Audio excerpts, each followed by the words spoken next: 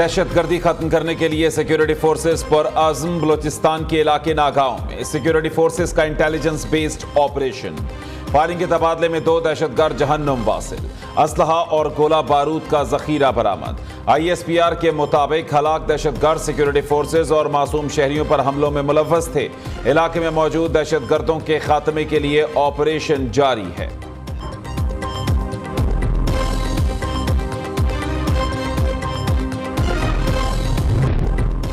Chairman PTI ने जानबूझकर बुशा बीबी से दौरान इद्दत निकाह किया। नए गवाह सामने आने लगे। ओन चौधरी के भी बड़े इंकशाफात। सिविल कोर्ट इस्लामाबाद में दौरान इद्दत निकाह केस में बयान रिकॉर्ड करा दिया। कहा कि सरबराह तहरीके इंसाफ ने बुशा बीबी से पहला निकाह वजीर आजम बनने के लिए किया।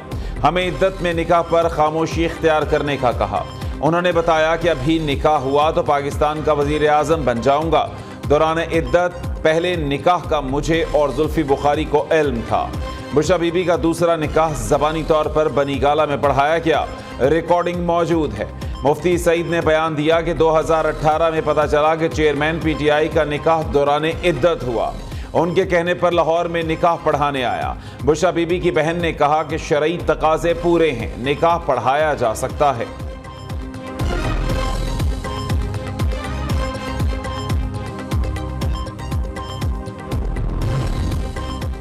साइफर केस में चेयरमैन PTI का ट्रायल जेल में ही होगा। ख़ुसूसी अदालत ने महफूज फैसला सुना दिया। जज अबुल हसनात जुल्करनैन ने रिमार्क्स दिए कि SP अडयाला जेल की सिक्योरिटी रिपोर्ट की रोशनी में ट्रायल जेल में होगा। केस समात सुनने के ख्वाहिशमंद को रोका नहीं जाएगा। सहाफियों को भी साइफर केस की समात सुनने की इजाजत होगी।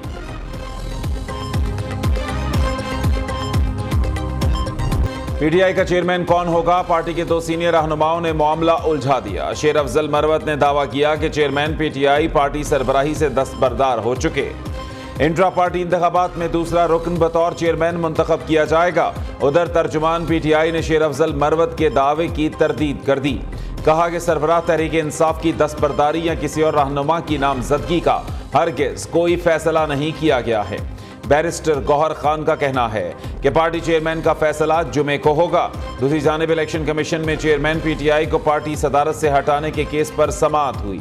वकला को जवाब जमा कराने के लिए 5 दिसंबर तक की मोहलत मिल गई।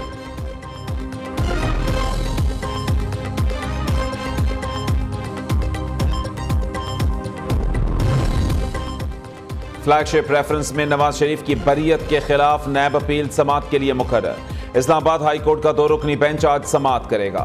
चीफ जस्टिस आमिर फारूक और जस्टिस मियां गुल हसन औरंगजेब शामिल।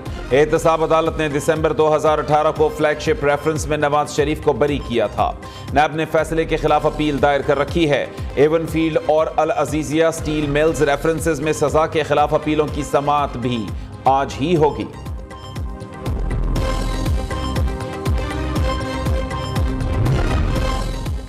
दो 2024 पाकिस्तान और अवाम के लिए नई उम्मीद, तरक्की का नया दौर लेकर आ रहा है। नवाज शरीफ की क़यादत में नए साल से मुआशी तरक्की का तेज रफ्तार दौर शुरू होगा। चीफ ऑर्गेनाइजर मुस्लिम लीग नून मरियम नवाज का पार्टी रहनुमाओं के इजलास से खिताब। कहती हैं कि नौजवान मुस्तकबिल की क़यादत इलेक्शन में सियासी सरगर्मियों का हरावल दस्ता बने। इंतखाबी सरगर्मियों में अक़लियतों के फ़ाल किरदार से जमहूरी कल्चर मज़ीद मजबूत होगा। साइफर सिफर है जिसका कोई केस सिरे से बनता ही नहीं। ये एक खत है जिसमें धमकी दी गई, इदारे एक आदमी को सिक्योरिटी नहीं दे सकते तो 24 करोड़ अवाम को कैसे देंगे? एतजाज एहसन ने सवाल उठा दिया। न्यू न्यूज़ के प्रोग्राम में गुफ्तगू करते हुए कहा कि अमरीकी सीनियर अफसर ने हमारे सफ़ीर को धमकी दी, वज़ीर आज़म को ना हटाया तो मुआफ़ नहीं करेंगे। रहनुमा पीपल्स पार्टी फैसल करीम कुंडी कहते हैं कि मुल्क एक और सिलेक्टेड का मुतहम्मिल नहीं हो सकता। फिर किसी लाडले की सिलेक्शन हुई तो मईशत मजीद खराब होगी। नवाज शरीफ नजरियाती ना बने, किसी को मुआफ कर दिया तो अलग बात है।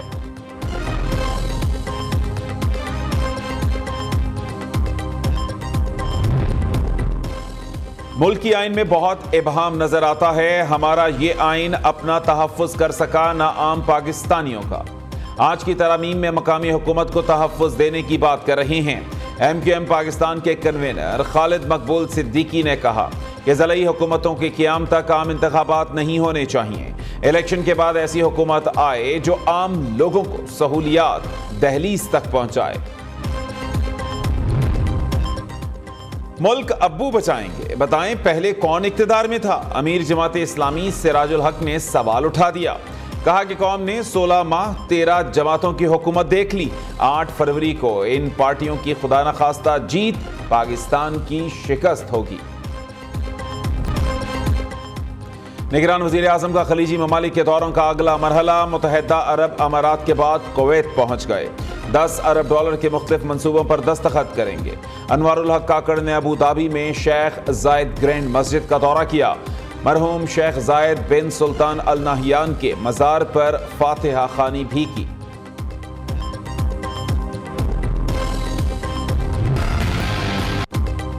मुशर्रफ ने आइन तोड़ा, असेंबलियां तोड़ी, इसी अदालत ने रास्ता दिया।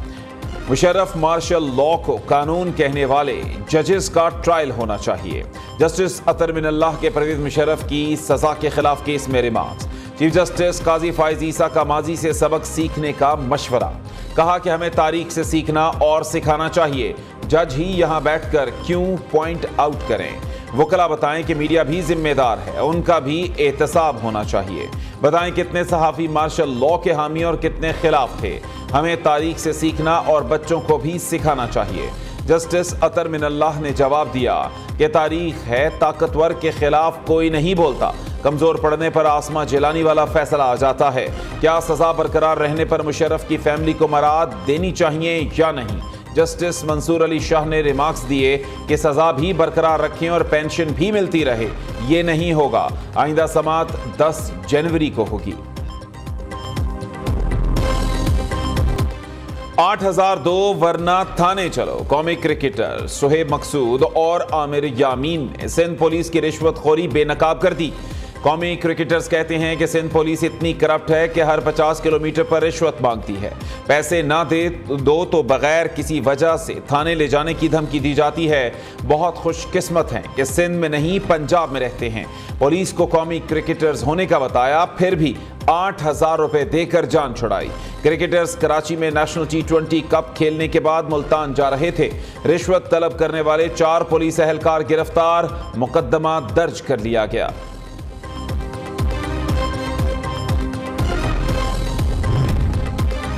बन्नू में 26 नवंबर को सिक्योरिटी फोर्सेस के काफिले पर अफगान शहरी का खुदकुश हमला। पाकिस्तान का तालिबान हुकूमत से हाफिज गुल बहादुर को हवाले करने का मुतालिबा। वजारत खारिजा में अफगान सिफारत खाने के नुमाइंदे की तलबी, एहतजाजी मुरासला थमा दिया। कहा कि पाकिस्तान के खिलाफ दहशतगर्दी के लिए अफगान सरजमीन के इस्तेमाल को रोका जाए। FBR का PTI रहनुमा मोनस इलाही के कारोबारी हेड ऑफिस पर छापा। दफ्तर में रिकॉर्ड की जांच पड़ताल की। सेल्स और टैक्स का तमाम रिकॉर्ड कब्जे में ले लिया। दस्तावेजात का ऑडिट कराया जाए। कोई कमी पाई गई तो प्लांट और हेड ऑफिस को सील कर दिया जाएगा। तालिबात की बस पर फायरिंग, 2 जख्मी हो गई, एक की हालत तशवीशनाक। पुलिस की नाकिस तफ्तीश सामने आ गई। जख्मी तालिबात को अस्पताल पहुंचाया गया, लेकिन बस को सफर जारी रखने का ग्रीन सिग्नल दे दिया। ड्राइवर और तालिबात के बयानात कलम बंद ही नहीं किए।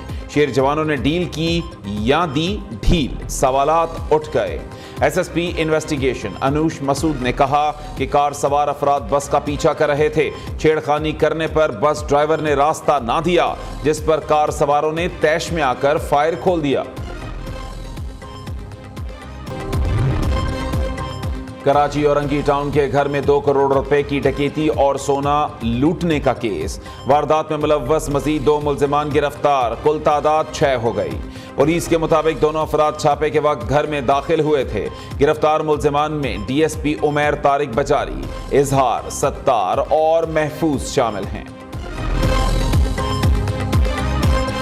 कराची शॉपिंग मॉल की तहकीकात में अहम पेशरफ्त। तहकीकाती टीम ने मॉल में आग बुझाने के आलात पर सवालात उठा दिए। हुक्काम का कहना है कि शॉपिंग मॉल में सब कुछ जल गया, आलात को खराश ना आई।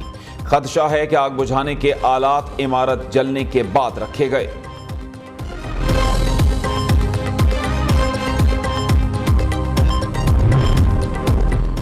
थाईलैंड में अलमनाक वाकया, दुल्हे ने दुल्हन, सास और साली समेत 5 अफराद को कत्ल कर दिया। मामूली तल्ख कलामी पर नशे में धुत दुल्हे ने फायरिंग कर दी, बाद में खुद को भी गोली मारकर जिंदगी का खात्मा कर लिया।